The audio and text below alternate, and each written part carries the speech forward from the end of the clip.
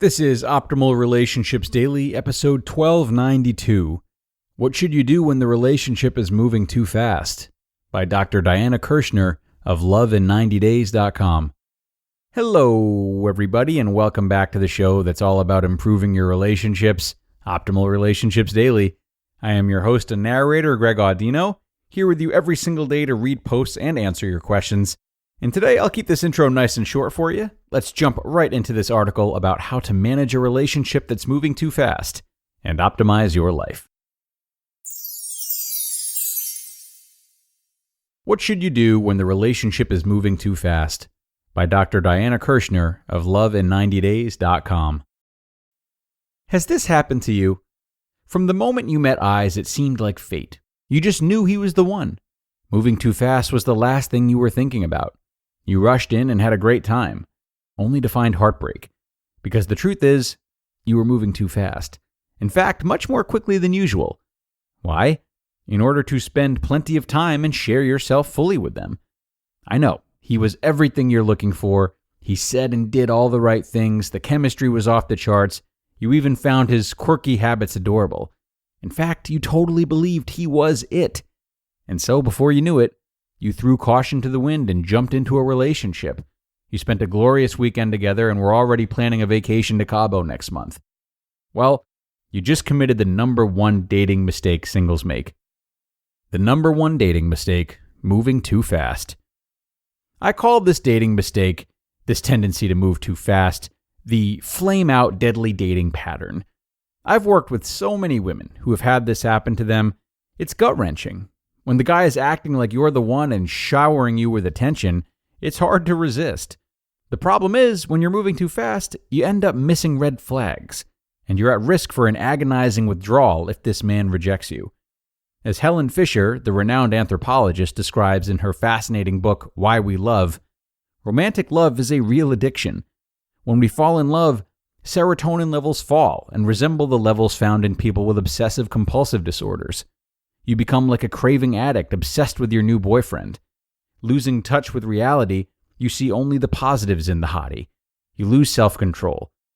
Instead, you are locked on the target, the fix, and you're hot-wired and ready to do outrageous things, sometimes self-destructive things, whatever it takes to be with him. Because of this addictive tendency, it can sometimes take months, even years, to get over the short-lived relationship with the man you didn't actually know that well. And that is time that you'll never get back. What research and game theory say about moving too fast. Have you ever wondered if it's better to wait to jump into bed?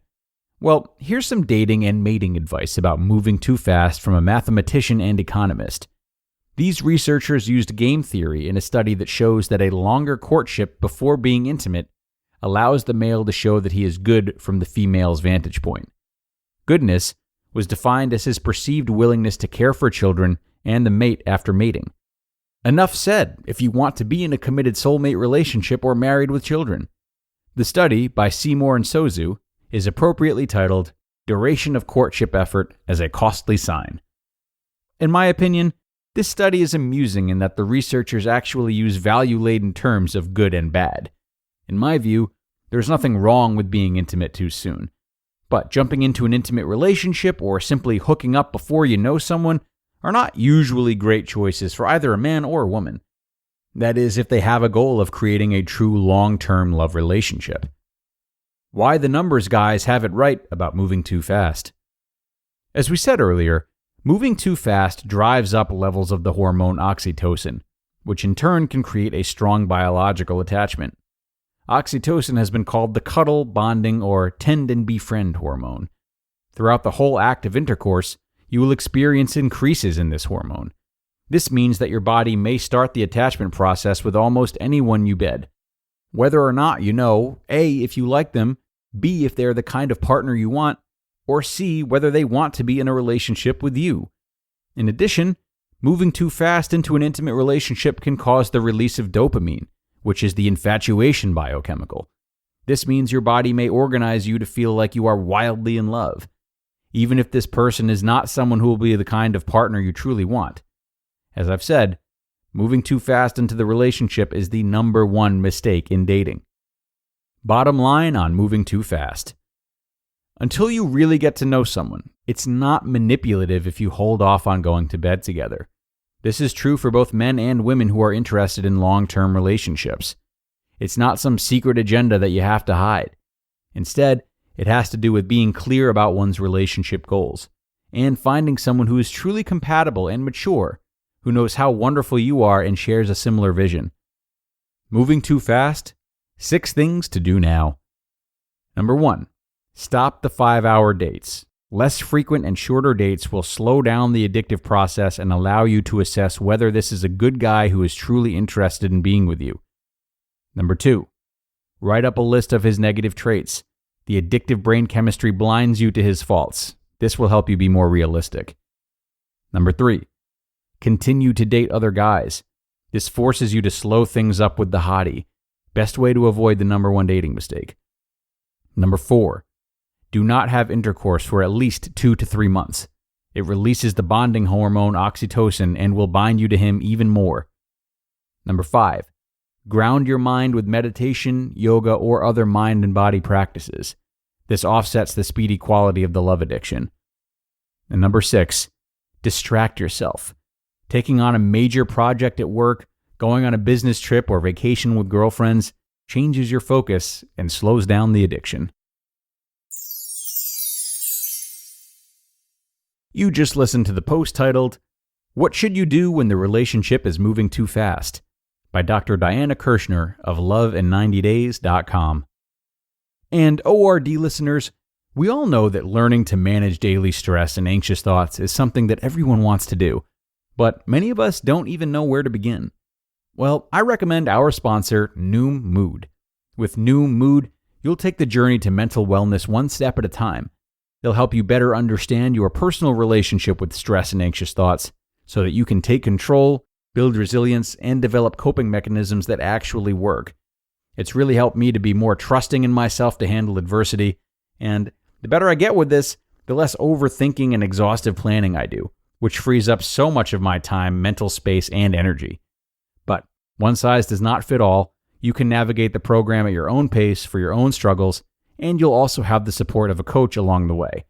All you need is 10 minutes a day, and it's an app, so it's there for you anytime, anywhere.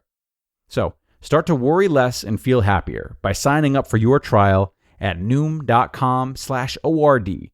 That's NOOM.com/ORD to start your trial today. And thanks so much to Dr. Diana for today's post.